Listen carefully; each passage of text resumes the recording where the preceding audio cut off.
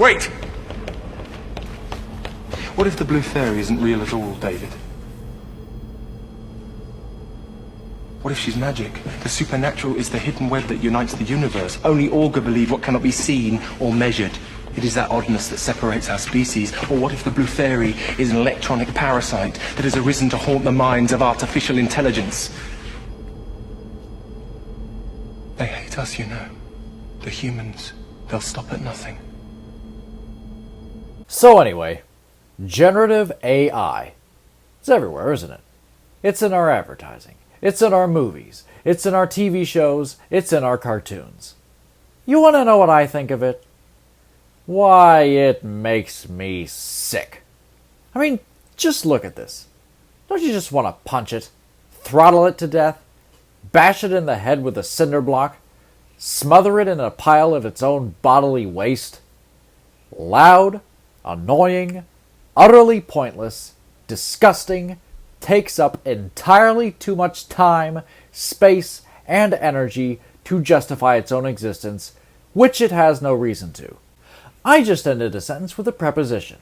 That is how much I hate this thing. Nuts and beans and cheese on all of these AI tech bros. To hell with them and the 2,783 hoofed homunculi that looks almost, but not quite entirely unlike a horse that they rode in on. I just ended another sentence with a preposition. I should get to the point before I start stammering and stuttering and flubbing my lines. Okay. Whew. On March 29th, 1989, the 61st Annual Academy Awards aired on ABC. Rain Man won 4 awards that night, including Best Picture. It was the first time they said, "and the Oscar goes to," instead of, "and the winner is." There was no host. Snow White and Rob Lowe introduced the show. People didn't like it, but that's not important right now. The award for Best Animated Short Film that night went to a teensy-weensy little film from a bouncing lamp company directed by a fat creep in a Hawaiian shirt. Tin Toy. The short was the first fully computer-animated film to win the Academy Award for Best Animated Short Film. It was also Pixar's first of every Oscar ever. And thus began their meteoric rise to the greatest animation studio there ever was. Every animation studio that came afterwards is trying to be Pixar, and every animation studio that came before Pixar is also trying to be Pixar. But what's the point? Nothing can defeat Pixar.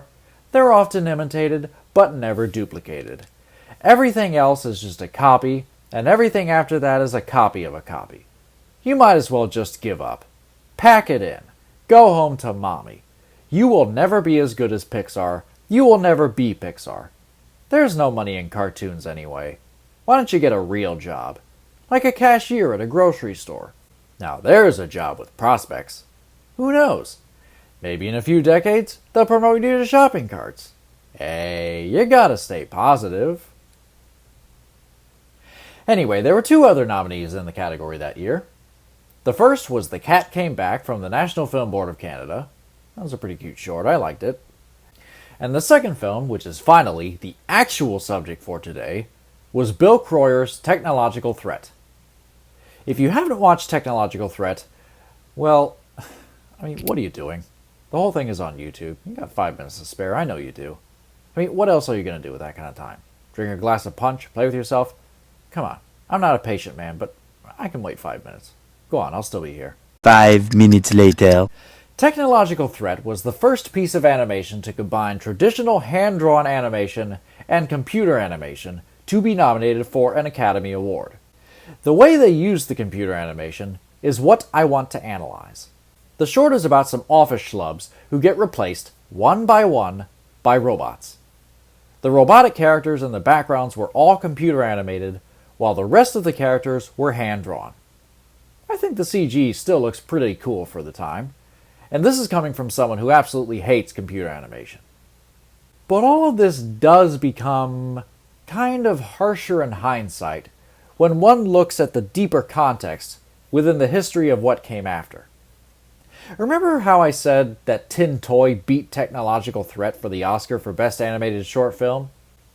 Well, Technological Threat was directed and co-written by Bill Kroyer. 6 years earlier, he did storyboard work for Tron, another quite innovative film for its use of computer animation as visual effects. Quite infamously, the Academy deemed Tron ineligible for a nomination for Best Visual Effects because they thought using computer-generated effects was cheating. Now, of course, pretty much every big-budget Hollywood blockbuster uses computer-generated special effects, so I guess the Academy has always been up its own butt in that regard. But 6 years after Tron, along comes these two shorts, each using computer animation in different ways to tell different stories. One, a pretty bog-standard Tom and Jerry-esque thing, and the other, a kind of cautionary tale about letting technology run away with itself. And you all know which one won. A film created using the latest technology defeated another film protesting against it.